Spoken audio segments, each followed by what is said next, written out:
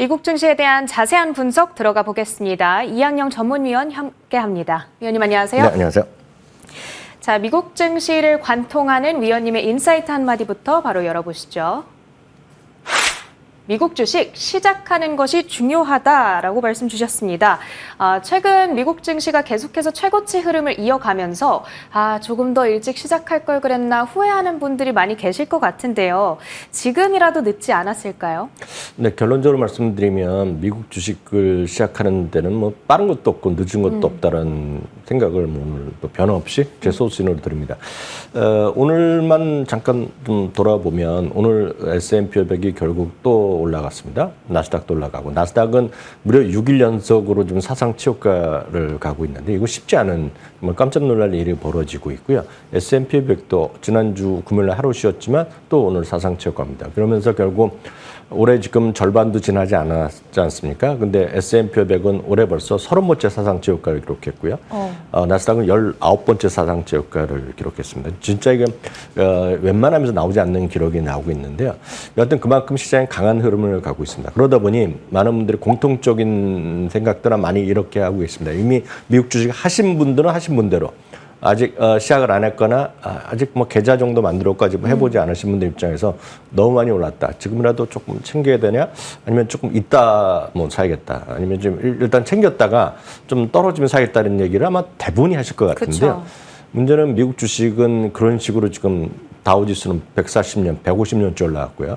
S&P 500은 90년째 올라갔습니다. 나스닥은 거의 한 50년, 55년째 올라와 있기 때문에 그런 생각을 하더니 그냥 적금 들듯이 꾸준하게 적립식으로 이제 분할 매수하면 가장 좋은 방법인데 제가 미리 결론부터 말씀드리면 많은 분들이 적립식 분할 매수하면 대부분 이제 내가 무슨 아주 쉽게 예를 들면 엔비디아 한 주씩 사겠다 이런 얘기를 많이 하시거든요. 네. 근데 거기에 이제 약간 여러분들 하나만 제가 힌트를 드리면 그걸 주식 수로 생각하지 마시고요. 금액으로 생각하시면 상당히 많이 편해집니다. 예를 들어 내가 한 번 살 때마다 10만 원씩 사겠다, 20만 원 산 생각했다. 마치 적금 들듯이 하시면 요즘은 미국 증권사 뭐 당연하고요. 국내 증권사 대부분이 금액 베이스로 하면서 여러분들은 소수점 매매라는 게 있거든요. 프랙션 매매라고 하는데요. 누구나 다 가능해질 때 여러분 다 설정이 가능합니다. 웬만한 증권사 다 되고요. 혹시 안 되면 그런데 찾으시면 됩니다. 금방 이렇게 찾기 때문에 그런 식으로 꾸준히 해나가시면 문제가 없고요. 그러면 주가 올라가면 약간 덜 사지고 주가 떨어지면 더 사지는 거거든요. 다만 여기서 중요한 것은 어떤 걸 사냐가 중요하죠. 막 떨어지거나 뭐 이상한 것보다는 크고 지수 위주 좀 편안한 걸 하시면 그게 오히려 좀 가장 상체라고 좀 먼저 말씀드리겠고 오늘 본론 말씀드리겠습니다. 미국은 이제 먼저 시작하는 것이 중요한데 아무래도 제 얘기하는 것보다는 미국의 최근에 보고서가 나왔기 때문에 그걸 갖고 좀 말씀드리겠는데요. 찰스 왑이라는 미국의 증권사가 있습니다. 아시는 분 많으실 것 같습니다. 여기서 개인 투자가들 상대로 좀 설문조사한 결과인데요. 큰 틀에서 보면 미국 개인 투자가들의 좀 조사해 봤더니 흔히 얘기해서 그 많은 분들 그 Z세대라고 얘기하고 있지 않습니까? 물론 이게 Z세대가 법으로 정해진 건 아니지만 얼추 나오는 것이 1997년부터 2012년 사이에 태어난 친구들은 이제 Z세대라고 얘기하고 있는데요. 이들은 평균 19살에 지금 저축과 투자를 시작했다는 것입니다. 상당히 빠르네요. 상당히 빠르죠. 물론 여기에는 본인이 하신 것도 있고 이제 부모님이 해준 것도 있겠죠. 처음에 시작할 때 해준 게 있지만 19세라는 건 상당히 빠른 건데 이거를 그냥 단순히 빠르다고 하면 감이 없으실 텐데요. 이거를 이제 1946년부터요. 64년까지 태어난 걸 그냥 많이 들으셨겠지만 베이비 부머라고 하는데요. 베이비 부머는 평균 35살에 시작했다는 겁니다. 미국 주식 투자를요. 주식 투자를 했는데 이들보다 훨씬 더 빨리 지금 이 Z세대가 들어갔다는 얘기 되겠는데요. 이것의 어떤 가장 여러 가지 보면 주식 투자할 수 있는 환경이 더 편해졌다는 그런 것도 있겠지만 가장 중요한 것은 세대 구분 없이 주식 투자에 재테크에 관심이 있고 가장 큰 것은 미국의 주식이 미국 경제를 바탕으로 하고 있다는 거거든요. 한국 주식은 한국 경제를 바탕으로 하고 있고 일본은 일본 경제, 중국은 중국 경제인데 미국 경제가 다 어렵다, 뭐 어려울 것 같다, 큰일 났다, 버블이라는 얘기를 아마 수도 없이 많이 방송을 들으셨을 것 같고요. 특히 2년 전부터 아마 제일 많이 들으셨던 얘기 기억하실 것 같습니다. 어제도 한번 말씀드렸다시피 리세션이 6개월 안에 온다는 얘기를 수도 없이 들으셨고 그런 얘기를 엄청 권위 있는 미국의 전문가, 한국의 뭐 경제학자 여러분들 많이 들으셨는데 문제는요. 2년부터 그런 게 나온 적이 없습니다, 지금요. 그런 상태에서 지나가고 있기 때문에 부정적인 것도 있고 시장은 떨어지고 조정도 보이겠지만 장기적으로 올랐다는 것 좀 이해하시면 좋겠습니다. 그래서 이 그림이 중요한데요. 그러면 이들은 소위 Z세대나 뭐 베이비부모 마찬가지인데 이들은 도대체 기본적으로 어떤 전략을 하고 있냐는 것입니다. 제가 어저께 국내 그 뉴스를 흘릿 보다가 깜짝 놀란 게 있는데요. 우리나라 코스닥 있지 않습니까? 네. 코스닥의 거의 절반이 당일 매매로 끝난다고 합니다, 지금요. 그것은 그만큼 초단타가 현실화되어 있는 것이 대한민국입니다. 지금 대한민국에. 그래서 좋고 나쁘다를 제가 절대 말씀드린 게 아니라 그렇게 돈을 벌면 좋죠. 그런데 지금 이 그림을 보면 가장 위에가 뭐라고 써 있냐면 buy and hold입니다. 사갖고 장기적으로 보유하자는 개념인데요. 많은 분들이 젊은 세대는 안 그럴 거라고 생각하시잖아요. 그러면 여기 보면 젊은 세대나 베이비 부모나 전 세대 아우러서 전부 다 55%에서 60%는 바이 앤 홀드 기본 전략을 갖고 있습니다. 그래서 그만큼 미국의 주식은 장기적으로 좋은 주식 꾸준히 모아가고 갖고 가는 것이 핵심입니다. 핵심. 그래서 이 부분이 코스닥에 익숙하신 분들, 우리나라 거래에 단기 매매하신 분들은 여기서 이제 쉽게 말씀드리면 멘붕이 옵니다. 멘붕. 그러게요. 그들의 전략과 한국에서 여러분들이 많이 하셨던 뭐 우리 방송 보시는 분이 해당되시는 경우도 아니신 경우도 있지만 단타에 능숙한 그런 쪽에서는 접근 자체가 안 됩니다. 그런 분들이 많이 선호하는 것들은 또 미국에서도 뭐 AMC 이런 거, 뭐 게임스탑 이런 거 있지 않습니까? 오늘도 네. 뭐 일부적 뭐 35%나 떨어지는 그런 거 있지 않습니까? 그러니까 미국은 그런 것도 많이 있지만 기본적 본류는 이런 거라고 보셔야 되겠고 물론 거기에서도 요 그림 좀 자세히 보시면 그 성장주를 더 좋아한다거나 아니면 펀드보다 뭐 ETF나 이런 거보다 개별 주식을 더 좋아하시는 게도 왕왕 있지만 기본적인 전략은 바이 앤드 홀드 전략이 가장 기본이었다라고 보셔야 되겠고요. 물론 가장 큰 차이가 났다면 제가 아래쪽이면 테마틱이라고 해갖고 우리나라 보면 테마주거든요. 테마성인 것은 약간 젊은 사람들이 좋아하죠. 연세가 있으신 분보다 그 정도 있지만 큰 틀에서 보면 오늘 제가 말씀드리는 것은 미국 사람들 기본은 바이 앤 홀드 그리고 그로스를 좋아하더라. 성장을 좋아하다는 것은 나이대나 그런 거랑 구분 없이 거의 비슷한 것이 오늘 첫 번째 그림이 되겠고요. 그런 것을 약간 정리하면 굳이 따지자면 그 젊은 세대들이 성장주, 소수점 매매, 직접 투자와 테마주 비중이 약간 상대적으로 높다라고 할 수 있습니다. 특히 이제 가장 차이가 많은 것은 테마주라고 보셔야 되겠고요. 투자에 대한 낙관론도 젊은 세대에서 높습니다. 그래서 기본적으로 미국 주식에 대해서 나이 든 분, 젊으신 분 상관없이 좀 긍정적 마인드라고 좀 보셔야 되겠고요. 또 하나 투자 조언에 대해서는 어떤 거를 좀 선호하냐고 보면 우리나라는 대부분 이제 금융 전문가 뭐 방송이건 아니면 증권사에 나눈 것에 대해서 신뢰도가 훅 떨어집니다, 지금요. 왜냐하면 그들이 말한 대로 별로 된 적도 없고 그들이 말한 대로 해서 되면 또 칭찬을 하지만 조금만 떨어지면 소위 엔티가 늘어나기 때문에 그런 사람들의 그 비판적 목소리를 더 주위에서 듣다 보면 해본 적이 없는 분들도 뭐 증권회사에서 얘기하는 것은 안 들어야 돼. 이건 받으려야 되는 얘기를 아마 수다에 들었을 것 같습니다. 일상생활에서. 그렇지만 미국의 투자가들은 젊은 사람이건 나이든 상관없이 금융 전문가에 대한 선호도가 높고요. 회계사 어카운턴트가 되겠죠. 그리고 투자회사에서 얘기하는 IB에서 얘기하는 것들 그리고 그 마지막에 이제 친구 이런 쪽으로 가는 거예요. 친구도 있긴 있지만 선호도는 그들이 높은 게 아니라 전문가들의 순서가 높다는 거죠. 물론 거기도 우리나라 마찬가지 SNS 있지만 거기는 선호도가 확 떨어집니다. 그쪽이요. 그렇지만 그런 쪽에 많이들 커뮤니티에서 뭐 하는 거 있지 않습니까? 미국에서는 레딧인데 잘 모여 있는 것이 레디에 대한 선호도는 훅 떨어진다는 거죠. 그래서 그런 것들에 대한 너무 쉽게 하는 것보다는 좀 전문가의 조언 이런 것들이 미국은 상당히 신뢰도가 높더라라는 것을 여러분 아실 수 있어 봅니다. 그러면 본론적으로 여러분들이 어떻게 하면 좋으냐 많이 올랐다. 어떤 방송 보신 분 중에 나는 지금 빨리 시작해서 행복하다는 분은 별로 없습니다. 본인의 나이가 항상 뭐 나이가 많다고 생각합니다. 우리나라 이렇게 만나보면요. 그래서 내가 5년 전에만 들었어도 아니면 저희 머니터리 방송에 이 방송 시작한 지도 한 3년 차 넘어가지 않았습니까? 4년 됐죠. 네, 그러면 4년 전에만 시작했어도 3년 전만 생각했어도 얘기를 많이 하실 것 같습니다. 엔비디아 같은 경우를 저희 머니터리 방송 제일 먼저 시작한 것이 2016년 그때 시작했습니다. 맞아요. 첫 번째. 네, 그래서 얼마 전에 우리 유튜브에도 올라간 거 있지 않습니까? 그래서 자료화면 다 있을 텐데 그때 알았어요. 얼마나 좋았겠습니까만은 늘 그럴 때는 말씀드리지만 그럼 오늘부터 미국 시작을 시작한 사람, 오늘 태어난 사람은 어떡합니까? 늘 그런 찬스는 있다는 거거든요. 그래서 너무 그런 여러분들 나이가 중요한 것이 아니라 오늘부터 시작하시면 좋다라고 말씀드리겠습니다. 그래서 그거를 예를 들어서 하나 말씀드리겠습니다. 그래서 그림을 뭐 통계를 하나 보여드리겠는데요. 25세, 25살, 35살, 45살이 앞에 그림 다시 보여주시면 좋은데요. 먼저 시작한 걸 보면 매달 400달러씩 투자를 하고요.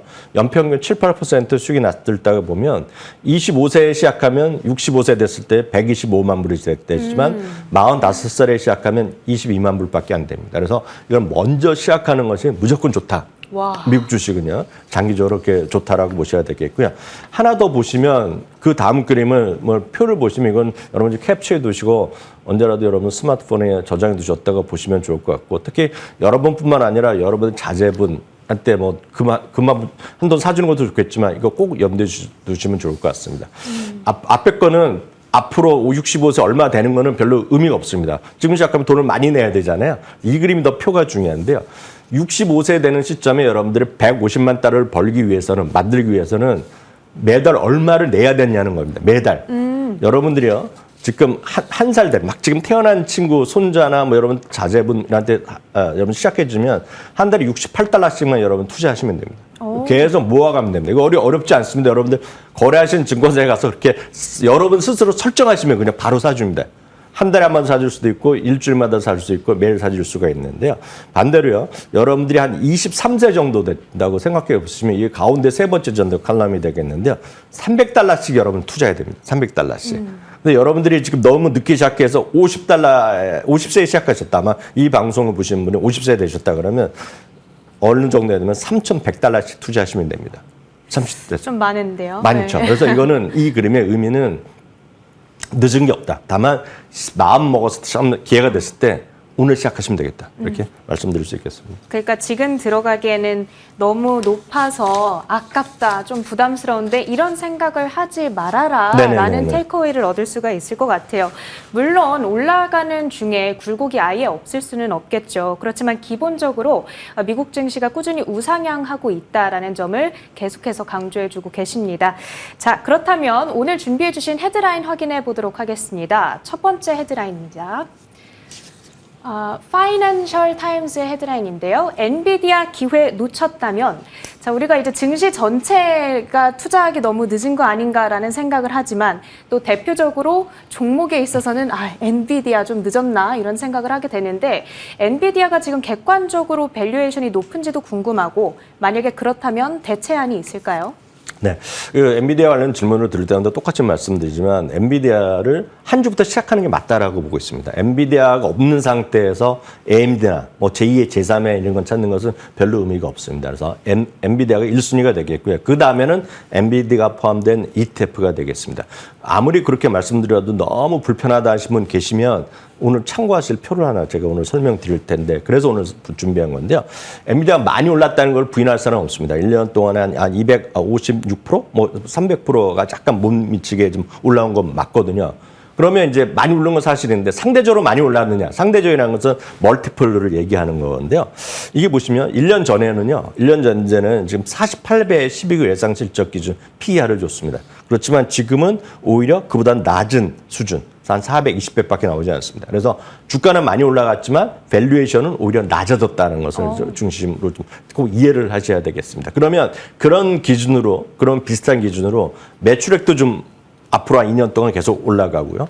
이 주당 이익도 계속 올라가는 것들을 기본 전제로 삼고, 하나 더 밸류에이션이 작년 대비 좀 비슷하거나 밸류에이션이 오히려 낮아진 종목들을 기준으로 표를 만드는 것이 바로 그 다음 표가 되겠는데요. 거기 보시면 엔비디아 물론 들어가고 모더나도 들어가고 퍼스트솔라, 테이크투 등등등등이 들어갑니다. 참고적으로 S&P 500은 작년보다 지금 비싸졌습니다. 19배인데 21배 가까이 되기 때문에 높아진 게 사실인데, 여기 표를 보시면 거의 비슷하거나 오히려 낮아진 것들이 있습니다. 그럼 낮아진 거, 이익도 늘어나고 매출도 늘어나는데 오히려 주가는 올라갔는지 모르겠지만 밸류에이션이 낮아진 것들 몇 가지만 찝어드리면 덱스컴이 여기에 들어갑니다. 덱스컴이요.